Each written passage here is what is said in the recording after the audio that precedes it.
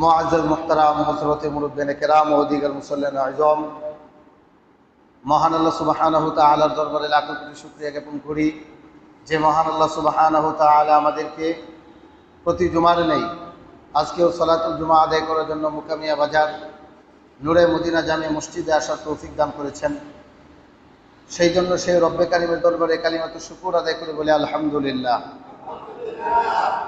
দরুদ ও সালাম বর্ষিত হোক আমাদের নবী, বিশ্ব নবী, সকল নবীদের নবী মুহাম্মদুর রাসূলুল্লাহ সাল্লাল্লাহু আলাইহি ওয়াসাল্লামের উপর। আমরা সকলেই পড়ি সাল্লাল্লাহু আলাইহি ওয়াসাল্লাম। সম্মানিত উপস্থিতি, আমরা বিগত 4 জুমা যাবত জাহান্নাম নিয়ে আলোচনা করে আসতেছিলাম। আজকে ইনশাআল্লাহ আমরা আলোচনা করব কিয়ামত কখন সংগঠিত হবে, কিয়ামতের আলামত। আল্লাহ সুবহানাহু ওয়া তাআলা এই পৃথিবীকে ধ্বংস করবেন।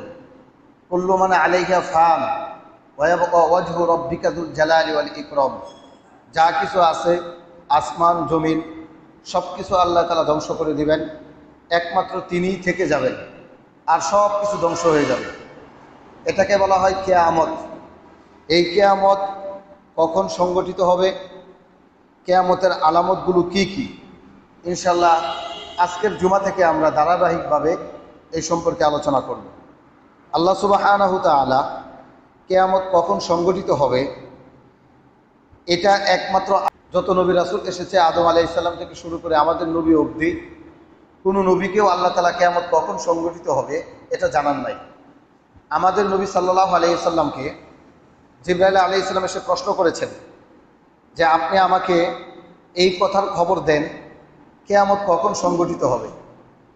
তখন আল্লাহ নবী সাল্লাল্লাহু আলাইহি সাল্লাম বলেছেন কিয়ামত কখন সংগঠিত হবে যে আমাকে প্রশ্ন করেছে আমি তার চাইতে বেশি জানি না।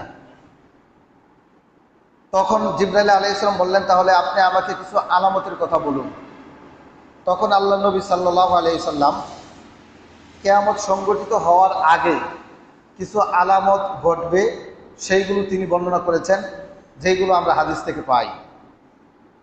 আল্লাহ রাব্বুল আলামিন কোরআনে উল্লেখ করেছেন ইহুদিরা রাসূলুল্লাহ সাল্লাল্লাহু আলাইহি ওয়াসাল্লামকে এসে প্রশ্ন করত কিয়ামত কখন হবে এ সম্পর্কে আপনি বলুন। ইহুদিদের ধারণা ছিল যে কিয়ামত কখন হবে যিনি বিশ্বনবী হবেন তিনি হয়তো এটা জানেন। সেই প্রেক্ষিতে এসে প্রশ্ন করেছেন, আল্লাহ রাব্বুল আলামিন উত্তর দিয়েছেন, কোরআনে আয়াত নাজিল করে এই পৃথিবীবাসীকে জানিয়ে দিয়েছেন কিয়ামত কখন সংগঠিত হবে, এটা কি নবী জানে কিনা। আল্লাহ সুবহানাহু ওয়া তাআলা সূরা আ'রাফ 7 নম্বর সূরা 187 নম্বর আয়াতে বলেন, ইয়াসআলুনাকা আনিস সাআতি, তারা তোমাকে কিয়ামত সম্পর্কে প্রশ্ন করে আইয়ানা মুরসাহা, সেই কিয়ামত কখন সংগঠিত হবে, যেন তুমি তাদেরকে বলতে পারো। এই জন্য তারা তোমাকে প্রশ্ন করে, এটা তারা জানতে চায় তুমি আসলে নবী কিনা, এটা যাচাই বাছাই করার জন্য তারা এইগুলো তোমাকে প্রশ্ন করে। কুল, হে নবী আপনি বলেন, ইন্নামা ইলমুহা ইনদা রাব্বি, নিশ্চয়ই সেই কিয়ামতের জ্ঞান কখন সংগঠিত হবে কিয়ামত এটা একমাত্র আমার রবই জানে। এই কথা আপনি ইহুদিদেরকে বলে দেন, যারা প্রশ্ন করেছে তাদেরকে আপনি এই বিষয়টা জানিয়ে দেন কিয়ামতের জ্ঞান আমার কাছে নাই, এটা একমাত্র আল্লাহ জানে, আমার রব যিনি তিনি এটা জানেন। লা ইজাল্লিহা লিওয়াক্তিহা ইল্লা হুয়া, আমার রব এই কিয়ামত তখনই সংগঠিত করবেন যখন এই কিয়ামতের সময় হয়ে যাবে। সাকুলাত ফিস সামাওয়াতি ওয়াল আরদ, এই কিয়ামত আসমান এবং জমিনের জন্য অনেক ভারী হয়ে যাবে। খুবই বিভীষিকাময় একটা অবস্থা কিয়ামত, যা আমি আপনি চিন্তাও করতে পারি না কেমন কঠিন হতে পারে। এটা চিন্তাও আমাদের মাথার মধ্যে নাই কিয়ামত যে কেমন কঠিন হবে। আল্লাহ বলেছেন সাকুলাত ফিস সামাওয়াতি ওয়াল আরদি, আসমানবাসী এবং জমিনবাসীর জন্য এই কিয়ামত অত্যন্ত ভারী হবে। লা তা'তিকুম ইল্লা বাগতা, আর এই কিয়ামত হঠাৎ করে চলে আসবে আকস্মিকভাবে, মানুষেরা বুঝতেও পারবে না যে কিয়ামত হবে। এমন অবস্থায় কিয়ামত হঠাৎ করে চলে আসবে। ইয়াসআলুনাকা কাআন্নাকা হাফিয়ুন আনহা, হে নবী তারা তোমাকে এই কিয়ামত সম্পর্কে প্রশ্ন করতেছে এমনভাবে যেন তুমি অবহিত, তুমি জানো। ভাবখানা এমন, তাদের চিন্তা চেতনা ছিল যে তুমি মনে হয় যে গায়েব জানো, কিন্তু আসলে তুমি তো গায়েব জানো না। তুমি বলে দাও ইন্নামা ইলমুহা ইনদাল্লাহ, কিয়ামতের জ্ঞান একমাত্র আল্লাহই জানে, কোনো ব্যক্তিকে আল্লাহ তাআলা এটা জানান নাই। ওয়ালাকিন্না আকসারুন নাসি লা ইয়াকিলুন, অধিকাংশ মানুষ এই সম্পর্কে জানে না, বুঝে না। তাহলে কিয়ামত কখন সংগঠিত হবে এটা নির্দিষ্ট কোনো সময় কোরআন এবং হাদিসে জানা নাই, এটা একমাত্র আল্লাহ জানে। যদি কোনো ব্যক্তি বলে যে কিয়ামত তখন হয়ে যাবে, এখন হয়ে যাবে, বা এমন একটা হয়ে গেলে হয়ে যাবে, না, এটা ঠিক না। এটা একমাত্র আল্লাহ জানে কখন কিয়ামত সংগঠিত হবে। তবে কিয়ামত কখন কোন তারিখে সংগঠিত হবে এটা হাদিসে না জানা গেলেও সংগঠিত হওয়ার দিন সম্পর্কে জানা যায়। কোন দিন হবে, সেই দিনের নাম কি, এ সম্পর্কে হাদিসে জানা যায়। মিশকাতুল মাসাবিহার হাদিসে এসেছে 1359 নম্বর হাদিস, আন আবি হুরায়রা রাদিয়াল্লাহু তাআলা আনহু قال قال رسول الله সাল্লাল্লাহু আলাইহি সাল্লাম, আবু হুরায়রা বলেন আল্লাহ নবী সাল্লাল্লাহু আলাইহি সাল্লাম বলেছেন, খায়রু ইয়াউমিন তালাআত ফীহি আশ-শামসু ইয়াউমুল জুমআহ, যে সমস্ত দিনের মধ্যে সূর্য উদিত হয় এই দিনের মধ্য থেকে সবচেয়ে ফজিলতপূর্ণ দিন হচ্ছে জুমার দিন। উত্তম দিনের নাম হচ্ছে জুমার দিন। যত দিন আমরা গণনা করি এই দিনগুলোর মধ্যে সবচেয়ে পরিপূর্ণ ফজিলতপূর্ণ দিন হচ্ছে জুমার দিন। রাসূল বলেন, ফীহি খুলিকা আদম, এই জুমার দিনে আদম আলাইহিস সালামকে সৃষ্টি করা হয়েছে। শুধু তাই না, ওয়াফীহি উহবিত, এই জুমার দিনেই জান্নাত থেকে আদম আলাইহিস সালামকে দুনিয়াতে পাঠানো হয়েছিল। ওয়াফীহি তিবা আলাইহি, আদম আলাইহিস সালাম একটা ভুল করেছিল, সেই ভুলের জন্য তিনি তওবা করেছিলেন। যেই দিন তওবাটা কবুল করা হয়েছিল সেই দিনটাও ছিল এই জুমার দিন। ওয়াফীহি মাতা, যেদিন আদম আলাইহিস সালামের মৃত্যু ঘটে সেই দিনটাও ছিল জুমার দিন। ওয়াফীহি তাকুমুস সাআহ, যেই দিন কিয়ামত সংগঠিত হবে সেই দিনটাও থাকবে জুমার দিন। রাসূলুল্লাহ সাল্লাল্লাহু আলাইহি ওয়াসাল্লাম বলেছেন, জিন এবং মানুষ ব্যতীত যত প্রাণী এই পৃথিবীর মধ্যে বসবাস করে জুমার দিন আসার সাথে সাথে তারা জোরে চিৎকার করে, কান্নাকাটি করে, কারণ তারা জানে কিয়ামত জুমার দিন হবে, তারা এই ভয়ে চিৎকার করে। তাহলে কিয়ামত কবে কখন হবে এটা আমরা জানি না, কিন্তু হাদিস থেকে জানা যায় কিয়ামত জুমার দিন হবে। আর জুমার দিন হলো আসমানবাসীদের জন্য যেই দিন সূর্য উদিত হয় এই দিনগুলোর মধ্যে সবচেয়ে পরিপূর্ণ ফজিলতের দিন হচ্ছে জুমার দিন। হাদিসটা রয়েছে মিশকাতুল মাসাবিহার 1359 নম্বর হাদিস। এছাড়াও কিয়ামত সম্পর্কে কোরআনে আল্লাহ সুবহানাহু ওয়া তাআলা অসংখ্য সূরা নাযিল করেছেন। বিশেষভাবে একটা হাদিস থেকে জানা যায় রাসূলুল্লাহ সাল্লাল্লাহু আলাইহি ওয়াসাল্লাম বলেছেন, মান সাররাহু আইয়ানজুরা ইলা ইয়াউমিল কিয়ামাতি কাআন্নাহু রা'য়ু আইনি, যেই ব্যক্তি স্বচক্ষে কিয়ামতের বিভীষিকাময় অবস্থা দেখতে চায় সে যেন ফালিয়াকরা ইযাশ শামসু কুবিরাত ওয়া ইযাস সামাউ ফাতারাত ওয়া ইযাস সামাউ শাক্কাত, সে যেন সূরা ইনশিকাক, সূরা তাকবীর এবং সূরা ইনফিতার তেলাওয়াত করে। তাহলে আমরা এই সম্পর্কে জানি আল্লাহ সুবহানাহু ওয়া তাআলা এই সূরাগুলোর মধ্যে কি বলেছেন কিয়ামত সম্পর্কে। সূরা ইনশিকাকের 1 নম্বর আয়াত থেকে 5 নম্বর আয়াতে আল্লাহ তাআলা বলেন, ইযাস সামাউ শাক্কাত, যখন কিয়ামত হবে তখন এই যে আসমান দেখতে পাচ্ছেন এই আসমান বিদীর্ণ হয়ে যাবে, ভেঙ্গে চূর্ণ বিচূর্ণ হয়ে যাবে। ওয়া আযিনাত লিরাব্বিহা ওয়া হুক্কাত, এবং নিজ প্রতিপালকের আদেশ এই আসমান পালন করবে। আল্লাহ তাআলা আমাদেরকে আদেশ দিয়েছেন, সেই আদেশ আমরা পালন করি না। জিনদেরকে আদেশ দিয়েছেন, জিনেরা এই আদেশ পালন করে না। কিন্তু আল্লাহ বলেছেন যখন কিয়ামত সংগঠিত হবে তখন এই আসমান বিদীর্ণ হয়ে যাবে, এই আসমান আল্লাহর কথা পরিপূর্ণভাবে পালন করবে। ওয়া ইযাল আরদু মুদ্দাত, পৃথিবীকে সম্প্রসারিত করা হবে, বিস্তৃত করে দেওয়া হবে এই পৃথিবীকে। আল্লাহ রাব্বুল আলামিন বলছেন, ওয়া আলকাত মা ফিহা ওয়া তাফাল্লাক, এই জমিনের নিচে যা কিছু আছে সব কিছু জমিন বের করে দিবে, বের করে দিয়ে একেবারে পৃথিবী শূন্য হয়ে যাবে। এই জমিনের নিচে অনেক সম্পদ রয়েছে, খনিজ সম্পদ, যা কিছু আপনারা দেখতে পাবেন পৃথিবীর মধ্যে, কোথাও গ্যাস আছে, কোথাও তেলের খনি আছে ইত্যাদি, স্বর্ণের খনিও আছে। সব কিছু জমিন বের করে দিবে, বের করে দিয়ে শূন্য হয়ে যাবে। কবরবাসী যারা থাকবে তাদেরকেও বের করে দিবে, কবর থেকে মানুষ উঠতে থাকবে। আল্লাহ রাব্বুল আলামিন বলছেন, ওয়া আযিনাত লিরাব্বিহা ওয়া হুক্কাত, এই যে জমিন সবকিছু বের করে দিবে এটা আল্লাহর হুকুমে, এই হুকুমের কোনো ধরনের ত্রুটি হবে না। আল্লাহ যেভাবে হুকুম করবেন জমিন ঠিক এইভাবেই হুকুমটাকে পালন করবেন। তাহলে কিয়ামতের আগে এই আসমান বিদীর্ণ হয়ে যাবে, জমিন বিস্তৃত হয়ে যাবে, সব কিছু আল্লাহ সুবহানাহু ওয়া তাআলা এই জমিন থেকে বের করে দিবেন। সূরা ইনশিকাক 1 নম্বর আয়াত থেকে 5 নম্বর আয়াতে আল্লাহ রাব্বুল আলামিন এই কথাগুলো উল্লেখ করেছেন। এরপরে সূরা ইনফিতারের 1 নম্বর আয়াত থেকে 5 নম্বর আয়াতে আল্লাহ বলেন, ইযা সামাউন ফাতরাত, যখন আসমান সমূহ ফেটে যাবে। কেমন হবে তখন? এই আসমানটা যদি এখন ফেটে পড়তে থাকে, অবস্থাটা কেমন হবে এটা আপনি এবার চিন্তা ফিকির করেন। আল্লাহ রাব্বুল আলামিন বলছেন, ওয়া ইযাল কাওয়াকিবু তাসারাত, যখন তারকাগুলো বিক্ষিপ্তভাবে পড়তে থাকবে, অন্ধকারাচ্ছন্ন হয়ে যাবে। ওয়া ইযাল বিহারু ফুজ্জিরাত, যখন সমুদ্রগুলো উদ্দিত হয়ে যাবে, এই সমুদ্রগুলো উথাল পাতাল হয়ে যাবে। এই পরিমাণ পানির ঢেউ হবে, এক পাশের পানি আরেক পাশে চলে যাবে, উদ্দীলিত হয়ে যাবে এই সমুদ্রগুলো। ওয়া ইযাল কুবুরু বু'সিরাত, এবং যখন কবর সমূহকে খালি করে দেওয়া হবে, কবর থেকে মানুষ উঠতে থাকবে। আদম আলাইহিস সালাম থেকে শুরু করে কিয়ামত অবধি যত মানুষকে জমিনের মধ্যে দাফন করা হবে, প্রত্যেকটা মানুষ কিয়ামতের বিভীষিকার সময় উঠতে থাকবে। ওয়া ইযাল কুবুরু বু'সিরাত, এটাই আল্লাহ বলেছেন, যখন কবর সমূহকে খুলে দেওয়া হবে, আলিমাত নাফসুম মা কদ্দামাত ওয়া আখরাত, প্রত্যেক মানুষ তার নিজ নিজ কর্ম সম্পর্কে জানতে পারবে। দুনিয়াতে যেই কর্ম করেছে, ভালো কিংবা মন্দ, প্রত্যেকটা কর্ম সে দেখতে পারবে। সূরা ইনফিতার 1 নম্বর আয়াত থেকে 5 নম্বর আয়াত। এরপরে আল্লাহ রাব্বুল আলামিন বলছেন সূরা তাকবীরের 1 নম্বর আয়াত থেকে 6 নম্বর আয়াত পর্যন্ত, ইযা শামসু কুবিরত, যখন সূর্যকে গুটিয়ে ফেলা হবে, এ সূর্য আলো দিবে না, সূর্যকে আল্লাহ রাব্বুল আলামিন গুটিয়ে ফেলবেন। ওয়া ইযা নুজুমুন কাদারত, যখন এই তারকাগুলো বিচ্ছিন্ন হয়ে অন্ধকারাচ্ছন্ন হয়ে পড়তে থাকবে। ওয়া ইযাল জিবালু সুইরাত, পাহাড় সমূহকে যখন চলমান করে দেওয়া হবে, এই যে পাহাড় এখন এক জায়গায় আছে, এই পাহাড় চলতে থাকবে, এমন একটা অবস্থা হবে। ওয়া ইযাল ইশারু উত্তিলাত, যখন 10 মাসের গর্ভবতী উটনীগুলোকে ছেড়ে দেওয়া হবে। ওয়া ইযাল ওয়াহুশু হুশিরাত, বন্য জন্তুগুলোকে চারদিক হতে একত্রিত করা হবে।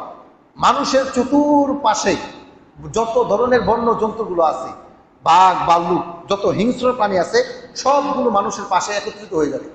তখন জন্তুগুলোকে দেখে মানুষ ভয় করবে না, মানুষকে দেখেও জন্তুগুলো আঘাত করবে না। কিয়ামতের বিভীষিকাময় অবস্থাটা এমন হবে। ওয়া ইযাল বিহারু সুজ্জিরাত, এবং যখন সমুদ্রের মধ্যে আগুন লাগিয়ে দেওয়া হবে, সমুদ্রের মধ্যে এখন পানি না, এই পানি আগুনে পরিণত হবে। যখন কিয়ামত সংগঠিত হবে, তখন আল্লাহ রাব্বুল আলামিন এই সমুদ্রের পানির মধ্যে আগুন লাগিয়ে দিবেন, শুধু খালি আগুন দাউ দাউ করবে। আমরা জানি মাত্র 1 ভাগ স্থল আর 3 ভাগ জল, 3 ভাগ আগুনে একেবারে থই থই করতে থাকবে, পানি থাকবে না, তখন আগুন লাগিয়ে দিবে। সূরা তাকবীর 1 নম্বর আয়াত থেকে 6 নম্বর আয়াত পর্যন্ত। এরপরে আল্লাহ রাব্বুল আলামিন কিয়ামতের বিভীষিকাময় অবস্থাটা কেমন হবে সূরা হাজের 22 নম্বর সূরার 1 নম্বর আয়াত এবং 2 নম্বর আয়াত উল্লেখ করেছেন। আল্লাহ বলেন, ইয়া আইয়ুহান নাস, হে মানুষ সকল। এখানে ইমানদারদের কথা নাই, হিন্দু, বৌদ্ধ, খ্রিস্টান, ইহুদি, নাসারা, মুসলমান, আস্তিক, নাস্তিক, যারা মানুষ, তাদেরকে লক্ষ্য করে আল্লাহ বলেন, ইয়া আইয়ুহান নাস, হে মানুষ সকল, ইত্তাকু রব্বাকুম, তোমরা তোমাদের রবকে ভয় করো। আমাদের রব যেমন আল্লাহ, হিন্দুদের রব আল্লাহ, খ্রিস্টানদের রব আল্লাহ, তারা এটা স্বীকার করে। ইন্না জালজালাতা সাআতি শাইউন আযীম, কিয়ামতের প্রকম্পন এক ভয়ঙ্কর ব্যাপার।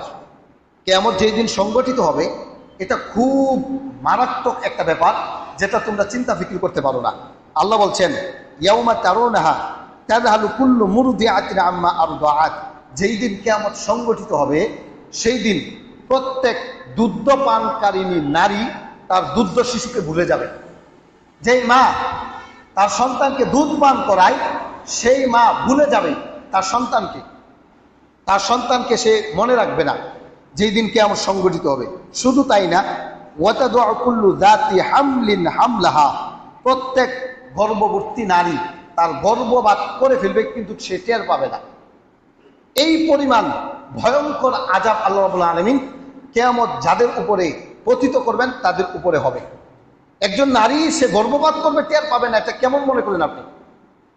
আর গর্ভবতী নারীর চিৎকারের কারণে মানুষ থাকতে পারে না, আর সে গর্ভপাত করে ফেলবে, সে টের পাবে না। আল্লাহ রাব্বুল আলামিন বলছেন, ওয়াতারুন নাসা সুকারা, তুমি সেই দিন মানুষদেরকে দেখবা নেশাগ্রস্ত।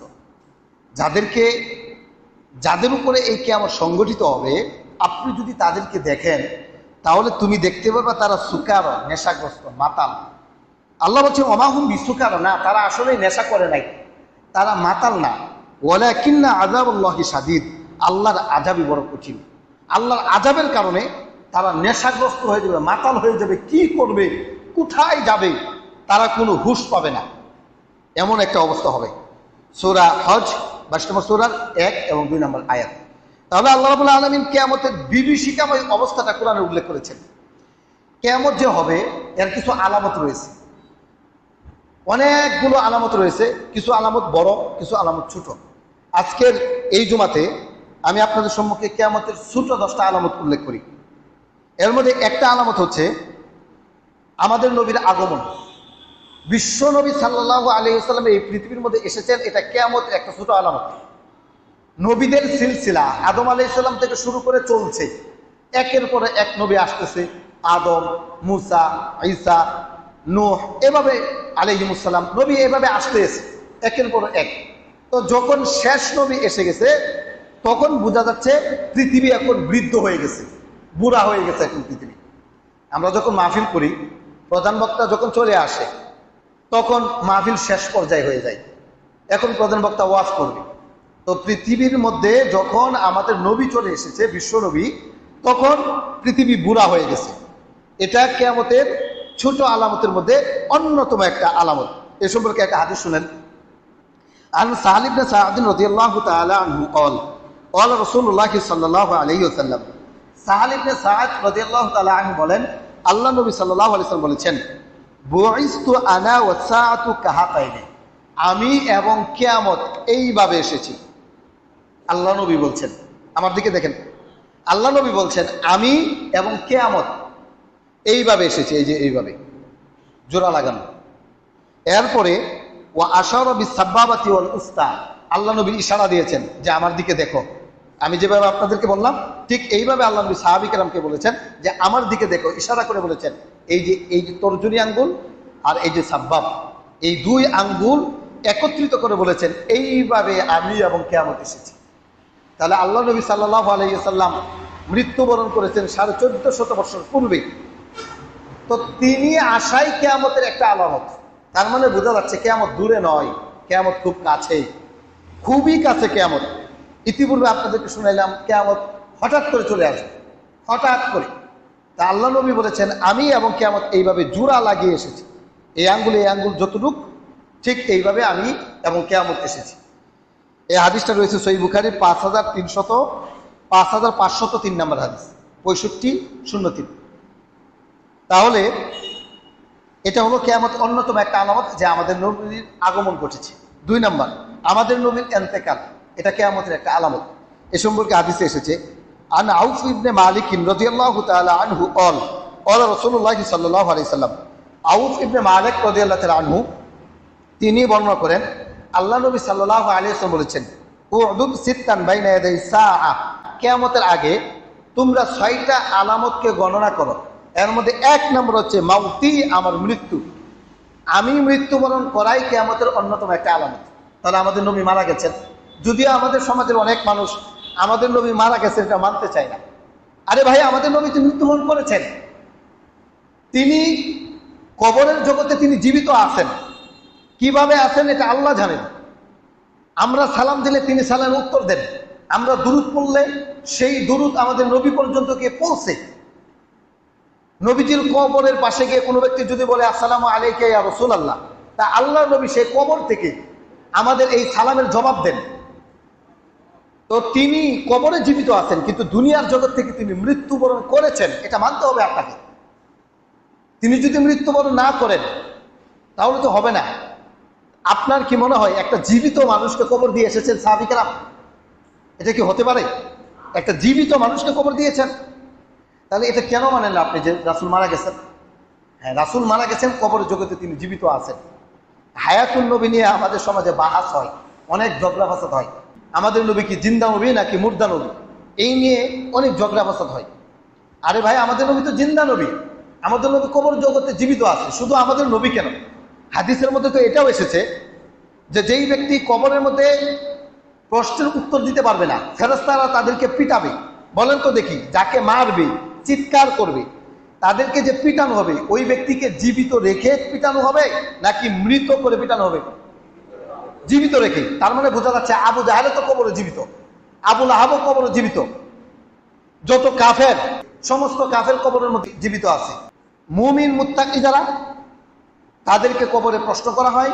প্রশ্ন করার পরে তারা যদি কবরের উত্তর পেয়ে যায়, তখন তাদেরকে বলা হয় দুরা যেমন বাসন করে ঘুমিয়ে যায়, তুমিও ঠিক এরকম ভাবে ঘুমিয়ে যাও। এইভাবে সে ঘুমিয়ে যাবে। সিংহায় যখন ফুৎকার দেওয়া হবে তখন তার ঘুম ভাঙবে, কবর থেকে সে উঠবে। এছাড়া যত মানুষ পাপী, মুনাফিক, ফাসিক, যত কাফের, সবাই কবরে জীবিত। তারা কবরের মধ্যে জীবিত আছে, তারা শাস্তি আস্বাদন করতেছে। এটা নিয়ে তো মত পার্থক্য, হানাহানি, মারামারি দরকার নাই। আফসোস আমাদের জন্য যে আমরা ছোট ছোট বিষয় নিয়ে অনেক মারামারি করি। অনেক বিষয় এমন বিষয় যেই বিষয় কোনো কিছুই না, এটা নিয়ে আমরা ঝগড়া ফাসাদ করি। আল্লাহ তাআলা আমাদেরকে সঠিক বুঝদান করুন, সকল বলে আমিন। তাহলে আমাদের কিয়ামতের অন্যতম একটা আলামত হচ্ছে আমাদের নবীর মৃত্যুবরণ করা। আমাদের নবী মারা গেছেন। হাদিসটা রয়েছে সহিহ বুখারীর 3176 নম্বর হাদিস। 3 নম্বর কিয়ামতের আলামত হচ্ছে এলেম উঠে যাওয়া, জ্ঞান, প্রকৃত জ্ঞান উঠে যাবে, এলেম উঠে যাবে। এ সম্পর্কে হাদিস শুনেন। রাসূলুল্লাহ সাল্লাল্লাহু আলাইহি ওয়াসাল্লাম বলেছেন, ইন্নাল্লাহা লা ইয়াকবিদুল ইলমা ইনতিজাআন ইয়ানতাজিউ মিনান নাস। আল্লাহ মানুষের অন্তর থেকে এলেম উঠিয়ে নেবেন না। এই যে জ্ঞান, এই জ্ঞানটা আল্লাহ মানুষের অন্তর থেকে উঠিয়ে নেবেন না। ওয়ালাকিন ইয়াকবিদুল ইলমা বিকবদিল উলামা। আল্লাহ তাআলা এই পৃথিবী থেকে জ্ঞান উঠিয়ে নেবেন আলেমদের মৃত্যুর মাধ্যমে। আলেমদেরকে আল্লাহ রাব্বুল আলামিন মৃত্যু দিয়ে দেবেন। এরপরে এমন আলেম আর হবে না। তা আমরাও দেখি যুগে যুগে যত বড় বড় আলেম এসেছে, দিন যত যাচ্ছে আলেমের সংখ্যা ততই কমে যাচ্ছে। এটাই আল্লাহ রাব্বুল আলামিন বলেছেন যে মানুষদের থেকে এলেম উঠিয়ে নিয়ে যাওয়া হবে। আলেমদের মৃত্যুর মাধ্যমে মানুষদের থেকে এলেমকে তুলে নেওয়া হবে। সহিহ মুসলিমের 2673 নম্বর হাদিস এটা। তো রাসূলুল্লাহ সাল্লাল্লাহু আলাইহি ওয়াসাল্লাম বলেছেন, মানুষদের থেকে যখন এলেমকে উঠিয়ে নেওয়া হবে, তখন মানুষ জাহেল, মূর্খ, তাদের কাছে শরীয়ত সম্পর্কে গিয়ে জিজ্ঞাসা করবে। আর তারাও না জেনে আন্তাজে ফতোয়া দিবে। তারা বলবে যে শরীয়তের বিধান এমন। তা বাস্তবিক অর্থে আজকে আমরা দেখতে পাই সোশ্যাল মিডিয়ার মধ্যে, ফেসবুকের মধ্যে বড় বড় মুফতি সাহেবের অভাব নাই। এমন ফতোয়া তারা দিচ্ছে, না তাদের কোরআনের জ্ঞান আছে, না হাদিসের জ্ঞান আছে, কোনো কিছুর জ্ঞান নাই, কিন্তু বড় বড় ফতোয়া তারা দিয়ে দিচ্ছে ফেসবুকের মধ্যে। ইয়া বড় বড় মুফতি। কিছু আছে গুগল মুফতি, গুগলের মধ্যে জিজ্ঞাসা করে। কিছু আছে ফেসবুক মুফতি, তারা বিভিন্ন প্রশ্ন উত্তর এইগুলো তারা বিভিন্নভাবে ছড়িয়ে দিচ্ছে। এটাই কিয়ামতের অন্যতম একটা আলামত যে এলেমকে উঠিয়ে নেওয়া হবে। যারা মূর্খ, জাহেল, তারা ফতোয়া দিবে, তারা ওই আলেমের স্থানে বসে যাবে। এখন বিভিন্ন সময় আমরা দেখি এই কাজগুলো হচ্ছে। এটা কিয়ামতের অন্যতম একটা আলামত। রাসূলুল্লাহ সাল্লাল্লাহু আলাইহি ওয়াসাল্লাম বলেছেন, মানুষ যাবে, গিয়ে তাদেরকে জিজ্ঞাসা করবে যে বলেন তো এটা কি। তখন তারা যে উত্তরটা দিবে এটা তারা মানবে, নিজেরাও পথভ্রষ্ট হবে এবং তাদেরকে পথভ্রষ্ট করবে। বাস্তবিক করতে তাই একজন মানুষ চিল্লা দিয়ে আসছে, আগে ছিল মূর্খ, একেবারেই মূর্খ, কুরআনও পড়তে পারে না, হাদিসও পড়তে পারে না, একটা সাল দিছে। এখন আলেমদেরকে বাদ দিয়া ওই সালওয়ালা মানুষকে জিজ্ঞাসা করে যে শরীয়তের বিধান বলেন। আশ্চর্য বিষয়। অথচ মূর্খ চিল্লা দিয়ে আসছে শুধু খালি, তার কাছে গিয়ে ফতোয়া জিজ্ঞাসা করতেছে, আলেমদের কথাকে এক সাইডে রাখিয়া ওই চিল্লা ওনার ফতোয়া গ্রহণ করতেছে। আশ্চর্য বিষয়। এটা কিয়ামতের আলামত। এটা অন্যতম আলামত। এটা কিয়ামতের যে মূর্খরা নেতৃত্ব দিবে, মূর্খরা জ্ঞানের আসনে বসে যাবে। দেখেন আপনি পীরদের অবস্থা, দাড়ি নাই, মুছ নাই, ল্যাংটা হয়ে ঘুরে, এরাও নাকি পীর, এরাও নাকি মানুষদেরকে অন্তর নাকি সাফ করে দেয়, তাজকিয়া করে দেয়, অন্তরকে পরিশুদ্ধ করে দেয়। অথচ না কোরআন পড়তে পারে, না হাদিস পড়তে পারে, না তাদের শরীয়তের কোনো জ্ঞান আছে। দেখেন না মমতাজ পাগলি, সে সংসদের মধ্যে বৈশা বৈশা বলতেছে সব হাদিস তার জানা, বুখারী, মুসলিম ইত্যাদি ইত্যাদি সব সে পড়ছে, সব ফতোয়া সে দিয়ে দিচ্ছে সংসদে দাঁড়া দিলে। ফ্যাসিস্টের আমলে এমন কাজগুলো করেছে। আর যারা বাউল গান শুনেন, তাদের চাইতে বড় জ্ঞানী তো আর কেউ নাই। যারা বাউল শিল্পী, তাদের কাছে তো শরীয়তের মোল্লারা কোনো কিছুই না। যারা আলেম, তাদের তো চারানারও দাম নাই। এটা কিয়ামতের আলামত। মানুষেরা বলে মাথা লড়ায় বিড়ি একটা টান দেয় আর বলে দেখছো আমরা হুজুরে কি কো আর এন্য কি কো। মানে বাউল গান থেকে এখন দিন শিখতেছে, ইসলামের বিধান শিখতেছে বাউল গান থেকে। আশ্চর্য বিষয়। রাসূল সাল্লাল্লাহু আলাইহি ওয়াসাল্লাম বলেছেন, সারা পৃথিবীর মধ্যে মূর্খতা ছড়িয়ে যাবে। সঠিক এলেম যেখানে পাওয়া যাবে এখানে মানুষ যাবে না, এটা মানবেও না। আল্লাহ তাআলা আমাদেরকে জাহেল মূর্খদের থেকে হেফাজত করুন, সকলে বলেন আমিন। 4 নাম্বার, আমানত নষ্ট হবে কিয়ামতের আগে। অন্যতম বিষয় এটা, কিয়ামতের আলামতের মধ্যে অন্যতম একটা আলামত হচ্ছে আমানতের খেয়ানত হবে। এটা খুবই গুরুত্বপূর্ণ একটা বিষয়। রাসূল সাল্লাল্লাহু আলাইহি ওয়াসাল্লাম বলছেন, ইযা দুইয়াতিল আমানাতু ফান্তাজিরিস সাআহ, যখন দেখবা যে আমানতের খেয়ানত হচ্ছে তখন তোমরা কিয়ামতের অপেক্ষা করো, যে কিয়ামত খুবই নিকটে। একজন মানুষের কাছে কিছু টাকা আপনি রাখলেন, এই টাকা খেয়ানত করে ফেলবে। একজন মানুষের কাছে একটা গোপন কথা বললেন, এই কথা সে ছড়িয়ে দিবে। বিভিন্নভাবে আমানতের খেয়ানত করা হবে। শুধু মনে রাখবেন, এর টাকা পয়সা বা কথাই আমানতের খেয়ানত না। রাসূল সাল্লাল্লাহু আলাইহি ওয়াসাল্লামকে প্রশ্ন করেছে, ইলা কাইফা ইদাআতুহা, আল্লাহ নবী এই আমানত কিভাবে নষ্ট করা হবে?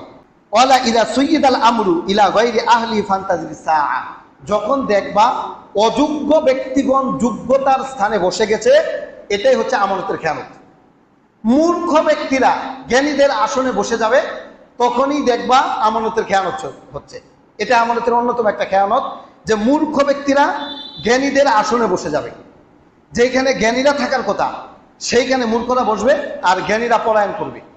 এটা কিয়ামতের অন্যতম একটা আলামত। তাহলে আজকে দেখেন চেয়ারম্যান, মেম্বার, এমপি, মন্ত্রী, কলেজের হেডমাস্টার, মসজিদের ইমাম সাহেব, মাদ্রাসার বড় হুজুর, এদিকের দিকে লক্ষ্য করে দেখেন প্রিন্সিপাল, প্রত্যেকটাই এমন জায়গায় বসে গেছে, মূর্খ, কিচ্ছু জানে না, এরা নেতৃত্ব দিচ্ছে, জ্ঞানীদেরকে তারা শাসাচ্ছে। এমন চলছে আমাদের সমাজ ব্যবস্থা। এটা কিয়ামতের অন্যতম একটা আলামত। শুধু এই বিষয়গুলো না, 5 ওয়াক্ত নামাজ এটা একটা আমানত ছিল আমাদের উপরে, এটা আমরা যথাযথভাবে পালন করি না। আল্লাহ রাব্বুল আলামিন যাদেরকে সন্তান দিয়েছেন, এই সন্তান তাদের উপরে আমানত ছিল তাদেরকে সুশিক্ষায় শিক্ষিত করা, কিন্তু আমরা সন্তানকে সুশিক্ষায় শিক্ষিত না করিয়া বাবা সন্তানের হাত ধরে নেতার কাছে বুঝে আসতেছে, আমার ছেলেকে দিয়ে গেলাম, আপনি তাকে রাজনীতি শিখাবেন। আশ্চর্য বিষয়। এরপরে রাষ্ট্র ক্ষমতা একটি আমানত, যাদেরকে আল্লাহ রাব্বুল আলামিনের ক্ষমতা দিয়েছেন, এই ক্ষমতার অপব্যবহার করা যাবে না। আপনাকে এই ক্ষমতা দেওয়া হয়েছে, এখন সেইখানে বসে যদি আপনি দুর্নীতি করেন, টেন্ডারবাজি করেন, কলমের খোঁচা দিয়ে যদি ঘুষ খান, তাহলে এটা আমানতের খেয়ানত। মসজিদের ইমামতি একটি আমানত, আমরা যারা ইমাম সাহেব আছি এটা আমানত। জাতির কাছে, মুসল্লিদের কাছে কোরআন এবং হাদিসের কথা সুস্পষ্টভাবে বলে দেওয়া, এটা ইমাম সাহেবদের দায়িত্ব ছিল। কিন্তু দেখেন, আপনি মসজিদে মসজিদে যান, দেখবেন কোরআন হাদিসের কথাগুলো গোপন করা হচ্ছে, সত্য দিনের কথা বলা হচ্ছে না, কিছু বলা হচ্ছে না কমিটির ভয়ে, চাকরি চলে যাবে। আরে বউ, পোলাপান, মা বাবা, আত্মীয় স্বজন কিভাবে চলবে যদি মসজিদে চাকরি চলে যায়? এই চাকরির ভয়ে অনেক ইমাম সত্য গোপন করতেছে। আবার কিছু মানুষ গোপন করে রাষ্ট্রের পক্ষ থেকে জুলুম আসবে, নির্যাতন আসবে, যদি কোরআন হাদিসের সব কথা বলা হয় তাহলে নেতা যারা আছে তারা বিপক্ষে চলে যাবে, এলাকার মধ্যে মুরব্বী যারা তারা বিপক্ষে চলে যাবে। এই সব বিবেচনা কইরা মসজিদের ইমাম সাহেব যারা আছে, অধিকাংশ ইমাম সাহেব এখন প্রকৃত যে কোরআন এবং হাদিসের কথাগুলো এইগুলো এখন গোপন করে।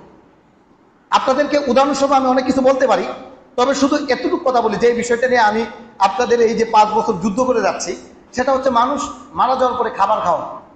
এটা দেখেন, মসজিদের ইমাম সাহেবগুলো যদি সত্য কথা বলে দিত যে না, মানুষ মারা যাওয়ার পরে এই খাবারগুলো খাওয়ানো যাবে না, এগুলো ঠিক না, তাহলে এই সমাজ থেকে মানুষ এইগুলো বন্ধ করতো। এখন বিষয়টা কি হয়েছে, আমি একা বলি, এখন মানুষ আমার মহল্লা কেন্দ্রিক যারা আছে আমাকে দাওয়াত দেয় না, অন্য মহল্লার ইমাম সাহেবকে আইনা দিয়ে এই অনুষ্ঠান করে। তাহলে লাভ কি হইল? এতে কি আমার কোনো লাভ লস আছে? মনে রাখবেন, আমি বুরহান বিন হাবিবুর রহমান একটা চ্যালেঞ্জ তুলে দিচ্ছি, আপনার মা বাবা মারা যাওয়ার পরে গরু জবাই করে খাওয়াতে হবে, এটা যদি প্রমাণ হয়ে যায়, আমার মৃত্যু পর্যন্ত যদি প্রমাণ করতে পারেন, আমি বুরহান বিন হাবিবুর রহমান আপনাদের সামনে কখনো কোনোদিন আর বক্তব্য দিব না। এটা চ্যালেঞ্জ রইল। আমি বলে গেলাম, এই মসজিদে দাঁড়াইয়া আমার চাকরি আছে কি নাই, থাকবে কি থাকবে না, এটা আমার দেখার বিষয় না।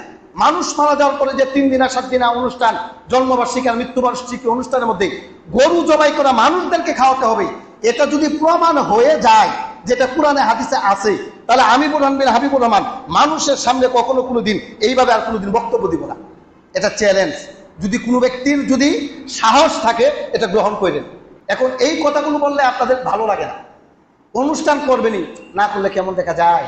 হ্যাঁ, অমুক ইমাম সাহেব আসে খায়, খাবেই তো, খাবেই তো।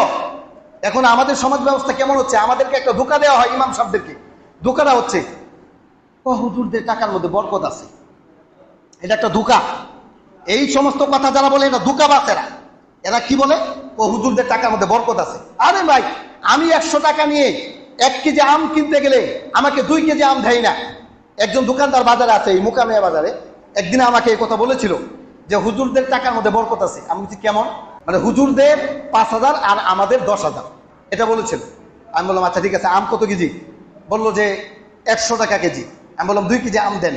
2 কেজি আম দিয়েছে। আম দেওয়ার পরে 2 কেজি আমের দাম কত হয়? আমি 100 টাকা দিচ্ছি। এই যে 100 টাকা নেন, ও 200 টাকা। আমি বললাম একটু আগে না বললেন হুজুরদের টাকার মধ্যে বরকত আছে, তাহলে এই টাকা চুমা দেন আর পকেটে রাখেন, বরকত হইব। ফাইজলামি শুরু করছেন মিয়া, হুজুরদের টাকার মধ্যে বরকত আছে এই বইলা বলিয়া হুজুরদের বেতনদেরকে কমায় দিছি। ঠিক বললাম না ভুল বললাম? হুজুরদের ঠকানোর জন্য কিছু মানুষ এই সমস্ত কথাবার্তাগুলো বলছে। হুজুরদের বউর লিপস্টিক কিনতে গেলে কি আপনারটা 20 টাকা আর হুজুরদের বউর লিপস্টিক 10 টাকা? হুজুরদের বউয়ের কাপড় কিনতে গেলে আপনাদেরটা 2000 টাকা আর হুজুরদেরটা 100 টাকা দিয়ে দেয়, এমন দোকানদার আছে? হুজুররা যখন চা খেতে বসে তখন হুজুরদের চায়ের দাম মাত্র 5 টাকা আর আপনাদেরটা 10 টাকা, এমন কি হয়? হয় না। সমান টাকা নেন, তাহলে বরকত কিভাবে হইল? 5,000 টাকা দিয়ে একজন ইমাম সাহেবের সংসার কিভাবে চলে? এই সমস্ত ধোঁকা, এই সমস্ত ধোঁকা দিচ্ছে। আর এই ধোঁকা দেওয়ার কারণে ইমাম সাহেবরা চিন্তা করে, আরে এখন যদি এইগুলো বলি, এই 5,000 টাকা তো কামাই করতে পারবো না। কারণ আমাদের সমাজের মধ্যে একটা ভুলভাল কথা আছে, একজন মানুষ আলেম হয়েছে, আলেম হয়ে সে যদি ব্যবসা করে বা সে যদি কৃষি কাজ করে, গরুর খামার দেয়, সে যদি ব্যবসা প্রতিষ্ঠান করে, তাহলে বলবে যে হুজুরা বলে এইটা 1 নাম্বার, ও ভিতরে মাল নাই, এই জন্য মাদ্রাসা মসজিদে চাকরি করে না, ভিতরে কোন মাল টাল নাই, এলেম টেলেম নাই। আরেকটা কথা বলে হয় উস্তাদের বদদোয়া লাগছে। অথচ প্রত্যেকটা নবী, প্রত্যেকটা রাসূল ব্যবসা করেছেন। ব্যবসা এটা বরকত, রিজিকের 10 ভাগের 9 ভাগ রয়েছে ব্যবসার মধ্যে, 1 ভাগ ছড়িয়ে ছিটিয়ে আছে।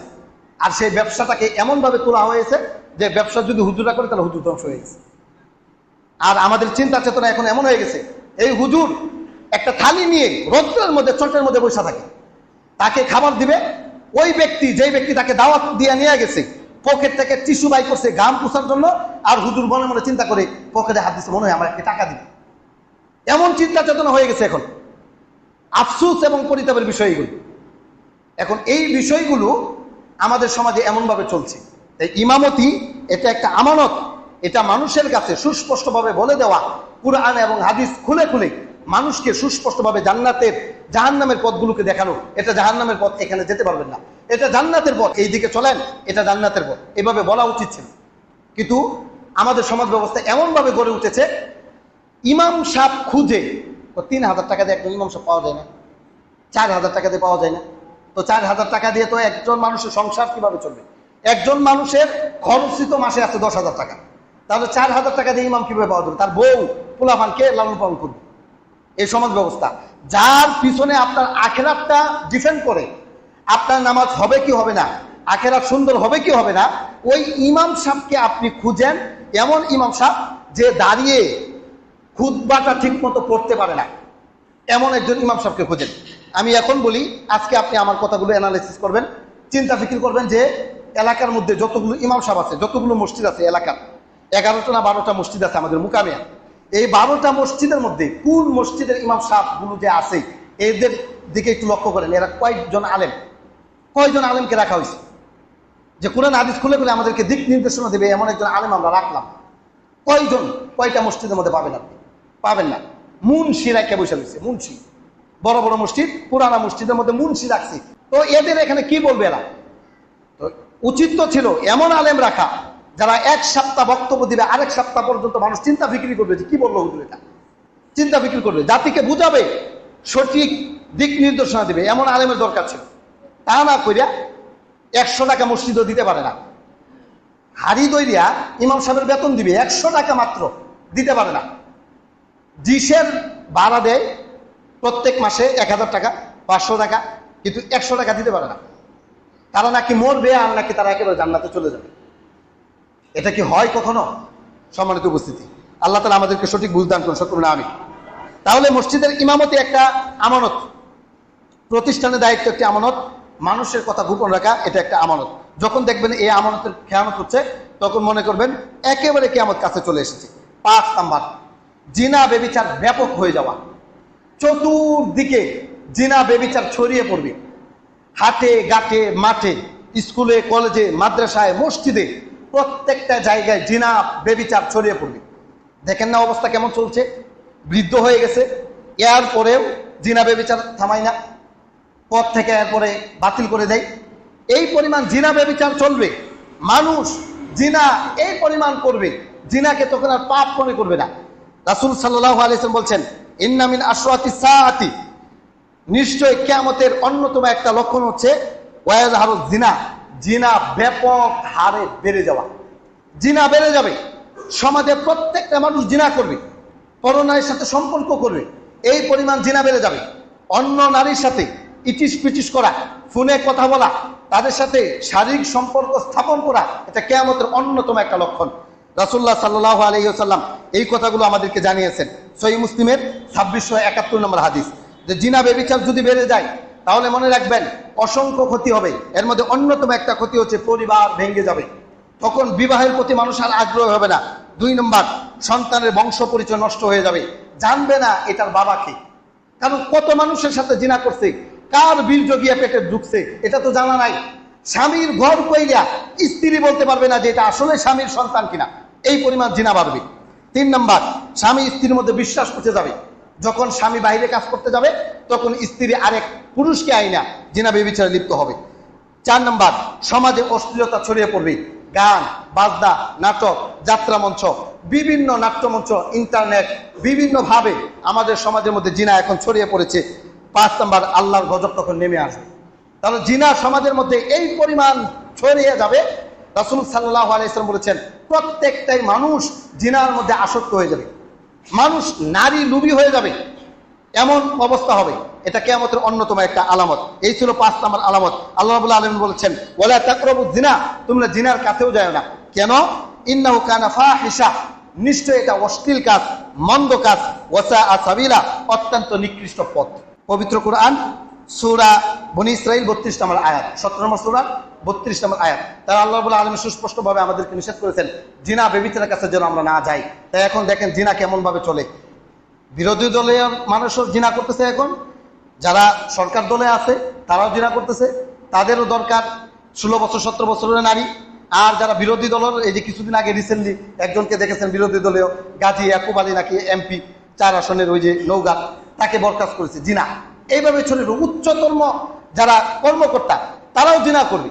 এর আগে কিছুদিন আগে বিএনপির এক নেতার ফোন কল ভাইরাল হয়েছিল যে 16 বছর 17 বছরের কোনো মেয়ে পাওয়া যায় কিনা। তাই এই যে এইভাবে যে জিনা বেবিচার চলবে, এটা চলবে, এখন চলছে। এটা তো আপনাদেরকে শুধু এইভাবে বললাম, একটা দুটা খবর শুধু ভাইরাল হয়, আর বাকিগুলো যে কিভাবে চলছে এটা সমাজের মধ্যে আপনি যদি তাকান তাহলে দেখতে পাবেন কিভাবে চলছে এই জিনা বেবিচার। এই জিনা বেবিচার কিয়ামতের অন্যতম একটা আলামত। আল্লাহ তাআলা আমাদেরকে জিনা থেকে বেঁচে থাকার মতো তৌফিক দান করুন, সকলে আমিন। এখানে যাদের সন্তান আছে তাদের সন্তানকে এখন আর ওই সময় দেরি করবেন না যে সন্তান একটু প্রতিষ্ঠিত হোক, এরপরে তাদেরকে বিবাহ শাদী করাবো, মেয়ে আর একটু বড়সড় হোক, এরপরে তাদেরকে বিবাহ শাদী দিব, এরকম না। উপযুক্ত ছেলে মেয়ে যখন হয়ে যাবে, তাদেরকে যখন বিবাহ বয়স হয়ে যাবে, মনে করবেন যত দ্রুত সম্ভব বিবাহ দিয়ে দিবেন। বর্তমান সময়ের জন্য যত দ্রুত সম্ভব ছেলে মেয়েদেরকে বিবাহ করিয়ে দিবেন, এটাই উচিত। আল্লাহ তাআলা আমাদেরকে বোঝার তৌফিক দান করুন, সকলে আমিন। তাহলে 10টা আলামতের মধ্যে 5টা আলামত বললাম, বাকি আলোচনাগুলো ইনশাল্লাহ আগামী জুমা থেকে ধারাবাহিকভাবে আলোচনা করবো ইনশাল্লাহ। আল্লাহ তাআলা আমাদেরকে কিয়ামতের যে সমস্ত আলামতগুলো আছে সেই সমস্ত আলামতগুলো থেকে বেঁচে থাকার মতো তৌফিক দান করুন, সকলে আমিন। ওয়া আখিরু দাওয়ানা আলহামদুলিল্লাহি রাব্বিল আলামিন।